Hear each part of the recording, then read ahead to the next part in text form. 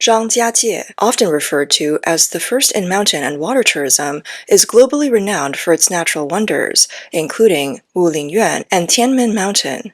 However, its famous landmark, the Duyong Ancient City, is now witnessing the collapse of a capital myth worth 2.5 billion yuan, approximately 349 million US dollars. 人多吗？没什么人，没有可玩性的。 Is it crowded? Not many people, not much to do. When you go in, you just see shops, and then you don't know what else to look at. 你觉得这个古城有没有特色呀？ Do you think this ancient city has any unique features? 就比较商业化严重啊。 It doesn't really have any special features. It's just heavily commercialized, and it's not something that's been here for hundreds of years. In April 2025, a blogger visited Duyong Ancient City, only to be completely stunned by the scene before him. 花了25亿建了这么一座鬼城。 They spent 2.5 billion to build this ghost town, this ancient city. Now all these gates, look, they're all closed, and not a single shop has moved in. Even the security booths are empty, not a person in sight. It seems like the entire Zhangjiajie has completely abandoned this area. The whole ancient city is empty. Look at these houses. They look so grand, but they just stand here, all alone and abandoned.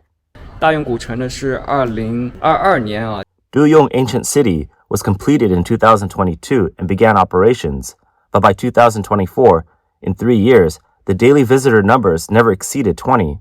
So for the past 3 years, it's been in a loss, non-profitable state. The old Duyong Ancient City used to be a paid tourist attraction, but because they couldn't continue maintaining operations due to the low visitor numbers, it eventually became free to enter. Anyone can come in now, but it hasn't changed the fact that it's been left to decay. It's still empty, with no business moving in. Right now, this whole area is just an empty town, a ghost town.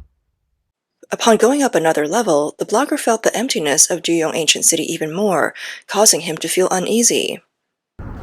看这里，一眼望去一个人都没有。 Look, there's not a single person in sight. Right now, I'm standing at the highest point of this ancient city, showing you all. Take a look at the situation down there. The ancient city right now is completely empty. Not a soul in sight. It's truly a ghost town, living up to its name. 这种寂静的感觉真的太可怕了啊！ This feeling of silence is really terrifying. These houses are dark inside, and the doors are tightly locked. The streets are completely empty. In places like this, even during the day, walking around alone gives you this eerie feeling. Not a soul in sight. Wow, the street stretches so long, and the houses on both sides are massive. Wow, it's really a wonder of the world. Just one of these houses, randomly picked, is worth millions, and they're just left here empty. Such a waste, such a shame. A reporter from the Chinese media outlet, The Paper, visited Duyong Ancient City and found that even on weekends, the site remained largely empty. The vast scenic area was nearly devoid of visitors, and the large plaza only had a couple of vendors sitting by their stalls. Apart from a milk tea shop and a few small retail stores, there were almost no other businesses. The shops surrounding the ancient city were all vacant, and scattered piles of debris, construction machinery, and damaged statues could be seen throughout the area. During the interview, several local residents of Zhangjiajie described Duyong Ancient City as just a gimmick and advised against visiting. They added that the area felt very quiet, with locals unwilling to go. The place had a strong commercial atmosphere, and there was nothing interesting to eat. Located in the central area of Zhangjiajie, Duyong Ancient City is the largest urban tourism and cultural project in the city. Construction began in June 2016 and took 6 years to complete. However, by September 2024, Zhangjiajie Duyong Ancient City Development Company was placed under court-ordered restructuring. With an investment of over 2 billion yuan, Duyong Ancient City was expected to make a remarkable debut. Instead, it has turned into the desolate site it is today. Zhangjiajie, once a top tourist destination in China and a filming location for the movie Avatar, now finds itself on the brink of bankruptcy and restructuring. Financial reports reveal that in the first half of 2024, Duyong Ancient City incurred a loss of 64.4 million yuan, approximately 9 million US dollars. In 2023, the loss amounted to about 35 million US dollars. Additionally, from 2021 to 2024, the cumulative loss of the ancient city exceeded 700 million yuan. The vast ancient city is equivalent to the size of 22 football fields. In 2016, during the peak of the nationwide ancient town construction boom, a purely ticket-based economy could no longer satisfy the ambitions of local governments. As a result, the Zhangjiajie Tourism Group company decided to create Duyong Ancient City, aiming to combine culture and tourism to extend visitors' stay and reduce reliance on natural scenic spots. However, this ancient city, which carries historical intellectual property, had the seeds of failure planted from the very beginning. The project was initiated in March 2016, with construction starting just 3 months later in June. The preliminary research was completed in only 3 months, a process described as rocket speed. Zhang Jianshi, chairman of the Zhangjiajie Economic Development Investment Group, openly admitted the project was rushed with insufficient market research beforehand. We built, thought, and explored at the same time. However, the good times were short-lived. Critics pointed out that such impulsive decision-making put the city in a difficult position in the face of market realities. In stark contrast, although the ancient city has accumulated losses exceeding 1.1 billion yuan over 4 years, its parking lot has become a genuine money-making machine. Fueled by demand from local residents and a few visitors, it is the only sector of Duyong Ancient City generating positive cash flow. According to annual reports released by Zhangjiajie Tourism Group and its subsidiaries, along with an investigation by the paper, Duyong Ancient City's total revenue for 2025 was only 4.2 million yuan. Of this, parking services accounted for 1.9 million yuan, making up 46% of the total revenue. This small business not only covered its own costs, but also contributed nearly half of the city's revenue, becoming a rare bright spot amid the sparse visitor flow and weak operations. It could be said that people prefer to park their cars rather than spend more time and money inside the ancient city. So why is Duyong Ancient City in such a dire state? First, it can be attributed to blind imitation and investment. Around 2016, fueled by successful examples like Lijiang and Wuzhen, sparked a wave of city-building enthusiasm among local governments. Duyong Ancient City tried to replicate this successful model, but overlooked the need to align with local culture and market demand. Zhangjiajie is renowned for its stunning natural landscapes, with most tourists opting for short trips, such as 2 nights, 3 days, or 3 nights, 4 days. Core attractions like Tianmen Mountain and Wulingyuan already occupy much of the visitors' time and budget. Introducing a high-priced ancient city project has struggled to fit into tourists' itineraries. CDI researcher Song Ding pointed out, the greatest feature of Zhangjiajie's cultural tourism industry is its natural mountain and water resources. The positioning of Duyong Ancient City is unclear, and its management and marketing efforts are inadequate. Similar cases abound. On March 27, 2023, the ancient Qianxi Water West City in Bijie, Guizhou, a large artificial ancient city project with a total investment of about 3.3 billion yuan, was abandoned before officially opening due to a broken capital chain. The site had become overgrown with weeds, and its facilities lie idle. The Songfeng Ancient City in Jinan, with an investment of 4 billion yuan, about $558 million, has been in development since 2019 and was listed as a star project in Shandong province in 2020. According to the plan, the project was expected to receive over 5 million visitors annually 2 years after completion. However, more than 5 years have passed, and the first phase is still unfinished. The area is overgrown with weeds and neglected. Similarly, the Taohua Yuan ancient town in Changzhou has an investment of 5 billion yuan, about $8 million. Its shops closed after completion, leaving 350 property owners with significant losses. The Weishan Lake ancient town, with an investment of 10 billion yuan, about $1.4 billion, remains unvisited even though it is open for free. Furthermore, the project suffers from severe homogenization. Amid the national boom of ancient town constructions, Duyong Ancient City has become a templated product, featuring white walls and black tiles, intricately carved beams, and painted rafters. Street vendors sell identical snacks like fried dough twists and stinky tofu, while shops are filled with the same cheap goods. Performance posters gather dust, and the so-called immersive experience is merely cosplay-like performances. Tourists complain, it looks good from the outside, but once inside, it feels like any other street in cities across the country. The artificial craftsmanship is too heavy.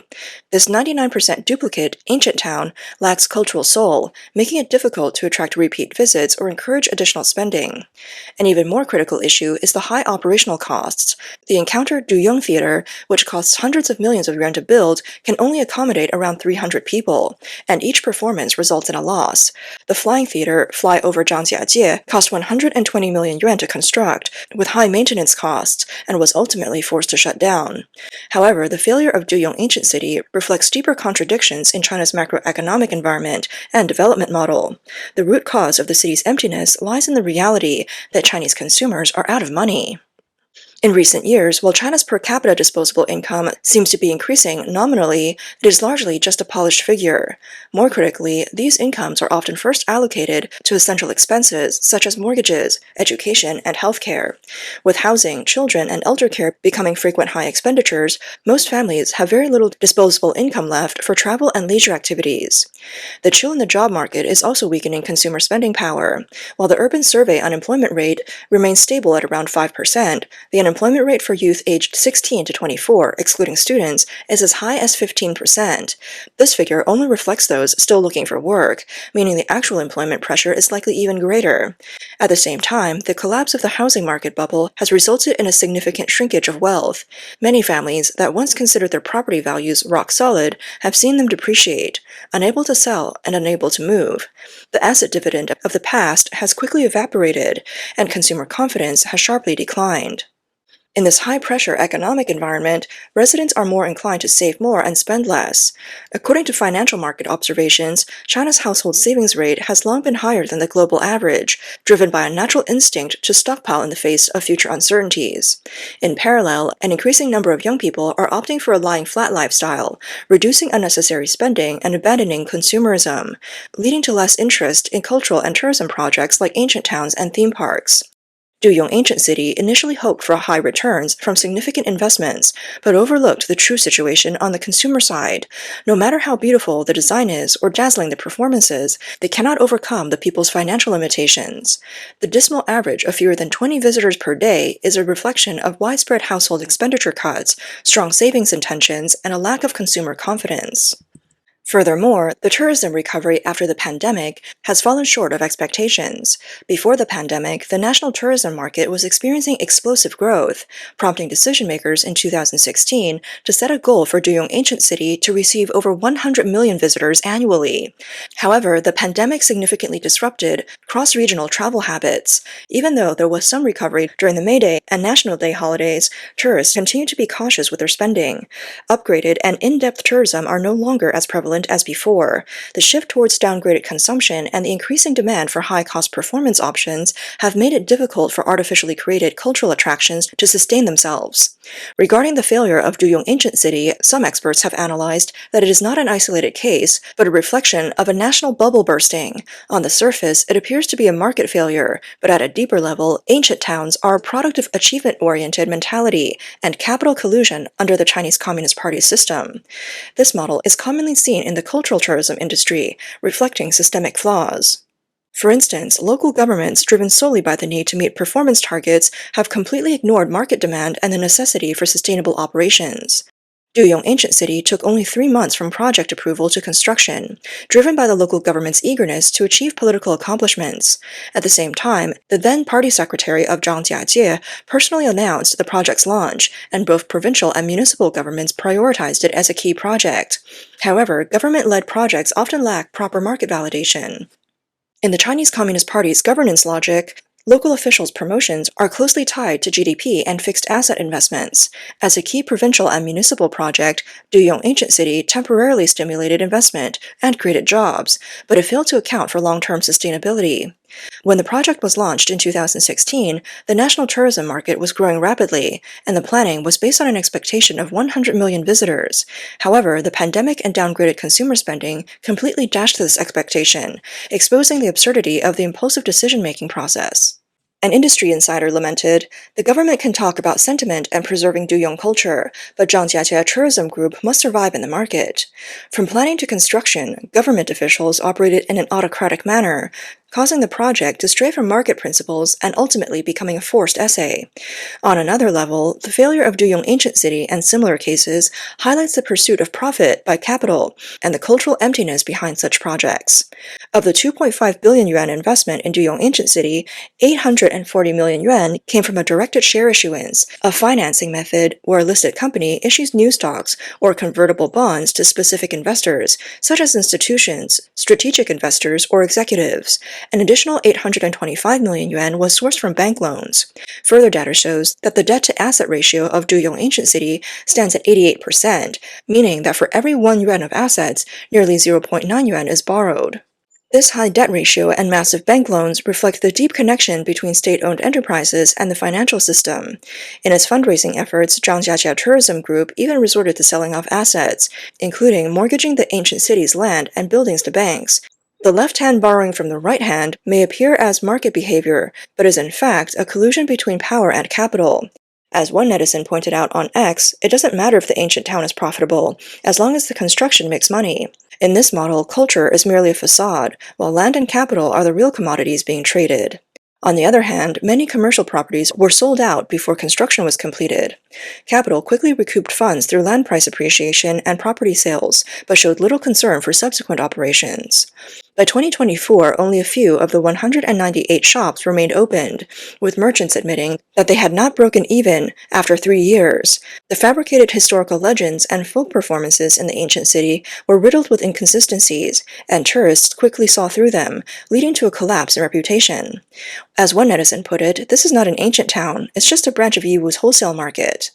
In response, netizens argue that culture is the soul of ancient towns, and Duyong Ancient City should have leveraged its rich cultural resources, such as traditional opera. However, cultural elements have been overshadowed by a commercialized ancient town template. Moving forward, projects need to touch hearts on a micro level to reshape cultural narratives. Furthermore, ancient towns should not be theme parks exclusively for tourists, but should blend into the lives of local residents. Duyong Ancient City's decision to replace the indigenous population with fake ancient people severed the connection to local life. This brings us to the Chinese Communist Party's slogan of cultural confidence, which often remains superficial. Duyong Ancient City claims to revive Tujia culture, but fails to explore the local history in depth, instead applying the nationwide white walls and black tiles template. True cultural inheritance requires time and patience, but government-driven projects are focused on achieving quick results. As a result, the buildings lack a real local atmosphere, and the opera stage remains empty. As Wu Sheng, the founder of Scene Lab, aptly stated, cultural tourism enterprises need to find super users who align with their values, not just cast a wide net. Duyong Ancient City has clearly overlooked this critical aspect.